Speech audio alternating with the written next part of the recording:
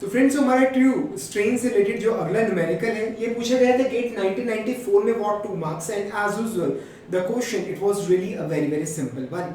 तो question actual में था क्या, इन मेटल फॉर्मिंग ऑपरेशन, एक मेटल फॉर्मिंग ऑपरेशन के दौरान ट्रू स्ट्रेन, ध्यान से सुनिएगा, ट्रू स्ट्रेन की बात हो रही है, इंजीनियरिंग की बात नहीं हो रही, ठीक है। True strain in X direction is equal to 0.3 and in Y direction is -0.1। Find the true strain in Z direction, ठीक है। तो बेसिकली हमें एक मेटल फॉर्मिंग ऑपरेशन है, उसके अंदर एक्स डायरेक्शन का स्ट्रेन और वाई डायरेक्शन का स्ट्रेन हमें दे रखा है और हमें जेड डायरेक्शन का ट्रू स्ट्रेन हमें निकालना है, ठीक है। तो इसको करने के दो तरीके हो सकते हैं, एक है सही और एक है छोटा, ठीक है। तो पहले सही तरीका करते हैं फिर छोटा तरीका देखेंगे, ठीक है। तो बेसिकली क्या चीज़ है, सपोज कीजिए कि यहाँ पर मतलब कोई ऑब्जेक्ट है, कोई जैसे डायमेंशन है सपोज कीजिए, ठीक है। तो उसकी एक डायमेंशन है x, दूसरी डायमेंशन उसकी y और तीसरी डायमेंशन है उसकी z, ठीक है। तो हम मेटल फॉर्मिंग कर रहे हैं, हम उसकी डायमेंशंस को डिफॉर्म कर रहे हैं, ठीक है। तो बेसिकली क्या चीज़ है, जो मटेरियल है वो सेम रहेगा, मास सेम रहेगा। अगर डेंसिटी को कांस्टेंट मान लिया जाए तो ऐसे में उसका वॉल्यूम भी कांस्टेंट रहेगा। तो डिफॉर्म करने से पहले जो वॉल्यूम है और डिफॉर्म करने के बाद का जो वॉल्यूम है वो सेम रहेगा, ठीक है। तो यानी कि X I Y I Z I is equal to X final Y final Z final, ठीक है। ये एक्स वाई और जेड ये डायमेंशंस हैं इस बॉक्स की इनिशियली, और मेटल फॉर्मिंग के बाद जो फाइनल डायमेंशंस है they are represented by X F Y F and Z F. The volume it will remain constant. यहां तक आपको समझ आ गया, ठीक है। अब हमें दे रखा है ट्रू स्ट्रेन की, हमें वैल्यू दे रखी है और ट्रू स्ट्रेन जैसे ये है तो 0.3 is equal to natural log of final dimension by initial dimension. ये एक्स डायरेक्शन का है तो it is x F by x i. इसी तरह से -0.1 is equal to natural log of y f by y i, ये चीज, ये हमने वैल्यू निकाल ली, ठीक है। तो आइए हम एक्स एफ की वैल्यू निकालते हैं एक्स आई की टर्म्स में, ठीक है। तो ये बेसिकली क्या हो जाएगा, X F by x I is equal to E raise to power 0.3, ठीक है। तो ई रेज टू पावर 0.3 देखते हैं, e raise to power 0.3 is equal to ये आ जाएगा 1.3498, ठीक है। तो एक्स एफ की वैल्यू क्या आ गई, 1.3498 एक्स आई, ये दिस इज द वैल्यू, ये चीज सही है यहां तक, ठीक है। अब आइए हम फाइनल विड्थ y निकालते हैं, y डायरेक्शन की डायमेंशन निकालते हैं।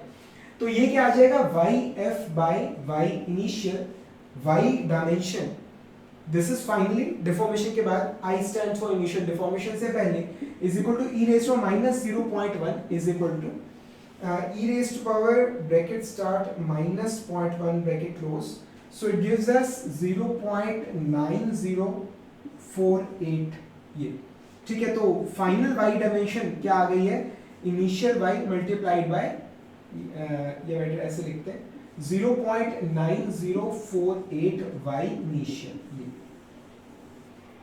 ठीक है। तो फाइनल x डायमेंशन क्या है और फाइनल y डायमेंशन क्या है वो हमने निकाल लिया है, ठीक है। अब आइए हम निकालते हैं कि फाइनल z डायमेंशन कितनी आ रही है, फाइनली z डायमेंशन हमें कितना मिल रहा है, ठीक है। तो कुछ नहीं, इस फॉर्मूले के अंदर हम वैल्यूज पुट कर देंगे।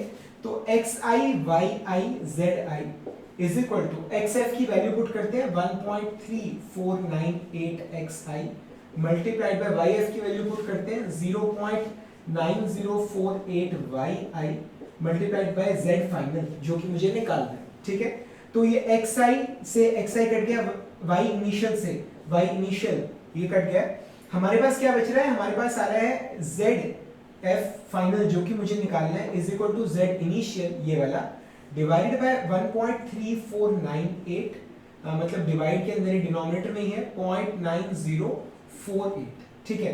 तो जेड एफ क्या आ गया, ये आ गया हमारा 1 divided by answer divided by 1.3498, ठीक है। सो it gives us 0.8187 z initial, ये चीज यहां तक समझ आ गई। तो हमने फाइनल z डायमेंशन हमने निकाल लिया, ठीक है।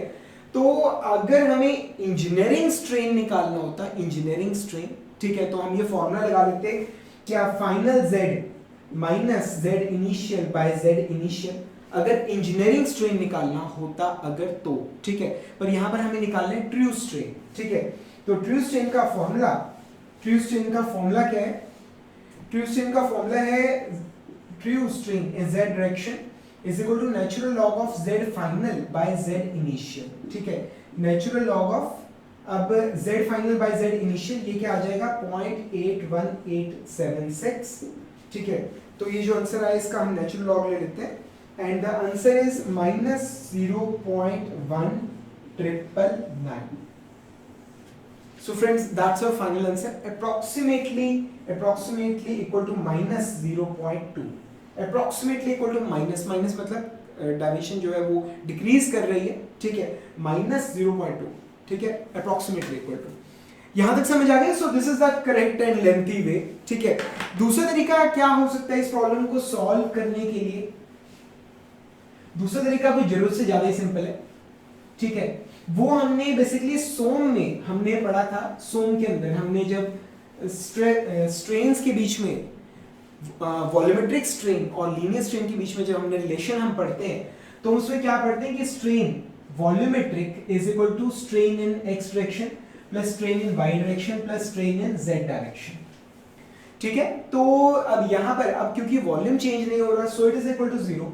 अब स्ट्रेन इन एक्स डायरेक्शन कितना है 0.3, स्ट्रेन इन वाई डायरेक्शन कितना है -0.1 और हमें निकालना है स्ट्रेन इन जेड डायरेक्शन। तो स्ट्रेन इन जेड डायरेक्शन क्या हो जाएगा, दूसरी तरफ लेके जाएंगे तो क्या हो जाएगा 0.1 -0.3, तो ये आ गया 0.2 ये चीज। सो this is the strain in Z direction. Actually कहानी में ट्विस्ट ये है कि जो फॉर्मूला जब हमने सोम के अंदर, सोम की बात कर रहा हूँ मैं, जब हमने डिराइव वगैरह किया था तो यहाँ पर जो स्ट्रेन्स जो हमने लिए थे ये वाले दे वर इंजीनियरिंग स्ट्रेन्स, वो क्या थे, दे वर इंजीनियरिंग स्ट्रेन्स, और जो निकल के आएगा that is also engineering strain.